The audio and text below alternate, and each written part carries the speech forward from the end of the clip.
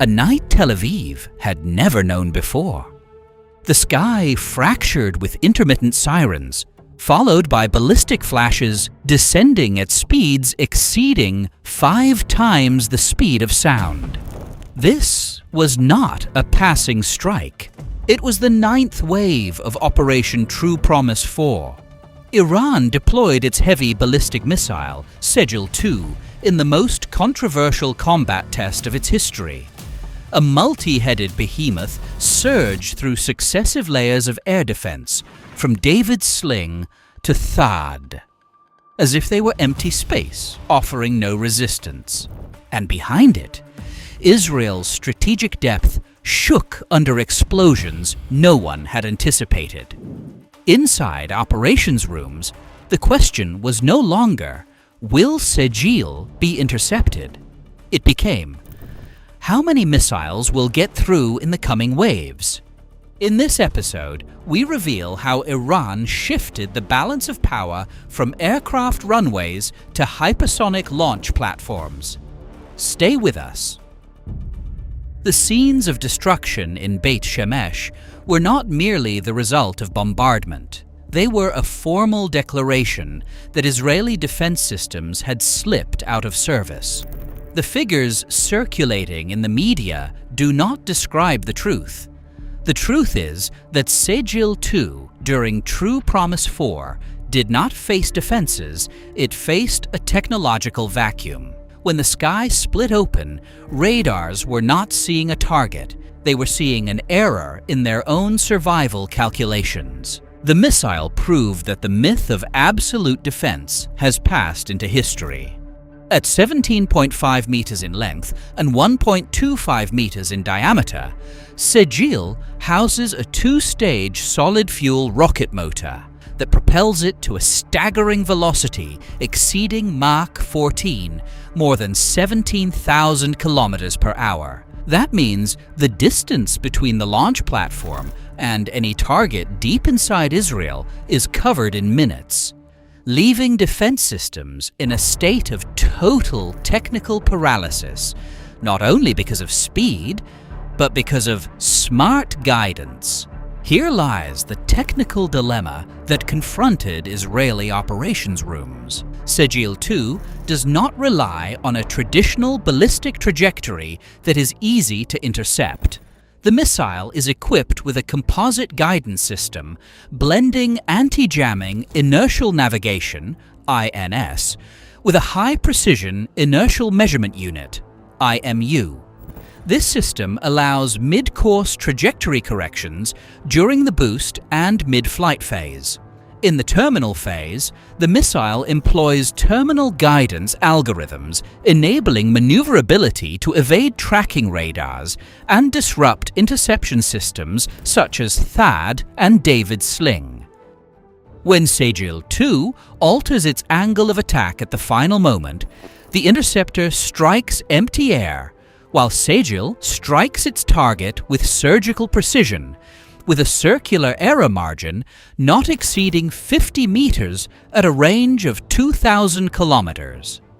When we examine the warhead of Sejil more closely, we uncover the truth often avoided by Western analysis centers. The warhead is not a solid mass, but a refined fragmentation design that relies on distributing kinetic energy at the point of impact. This means every kilogram of the warhead transforms into a hydrodynamic shockwave that shatters infrastructure from within. That is why buildings in Beit Shemesh collapsed as if struck by a tectonic earthquake.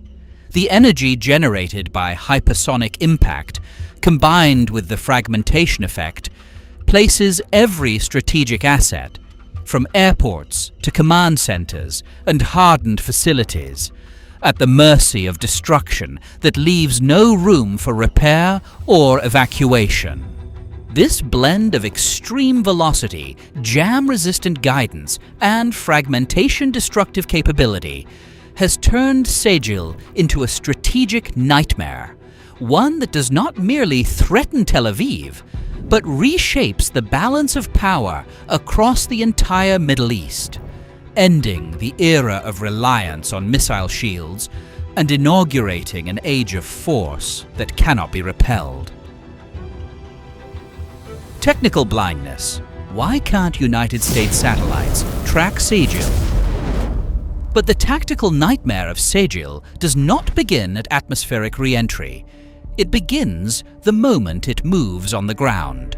The mobile launch platforms carrying this missile are not merely trucks. They are complex intelligence nodes.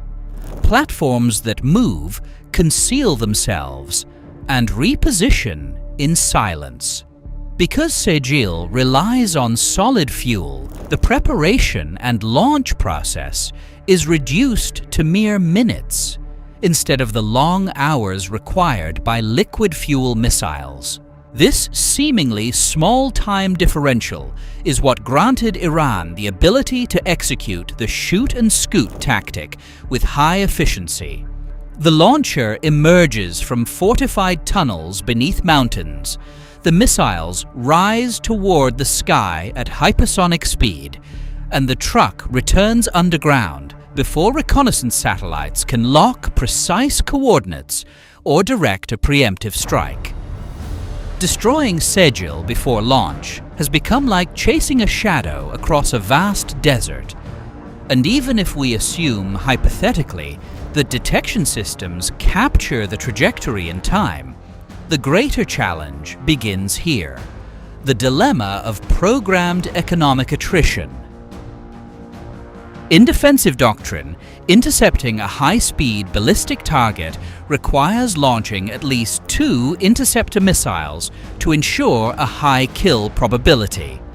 The cost of a single interceptor from systems like Arrow or David's Sling is estimated in the millions of dollars per unit, while Sagil is domestically produced at a cost significantly lower than the interceptor fired to stop it. When simultaneous waves are launched, as occurred in Operation True Promise 4, the objective is not merely to destroy a specific site. It is to exhaust defensive stockpiles, drain budgets, and create radar saturation that paralyzes command and control systems. It is a harsh mathematical equation. Whoever possesses the greater number of launch-ready missiles can impose the rhythm of battle, even if the opponent owns the most expensive shield in the world. What happened in Beit Shemesh was merely a limited rehearsal, and True Promise 4 was not just a fiery message.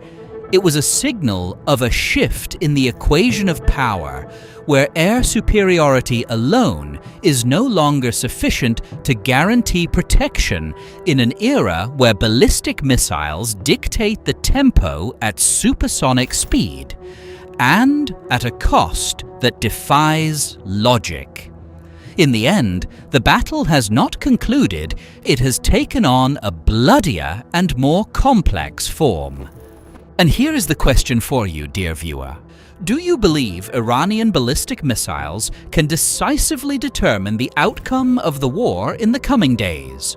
Or are there alternative American plans yet to be tested? Share your opinion in the comments, and don't forget to support us by subscribing to the channel.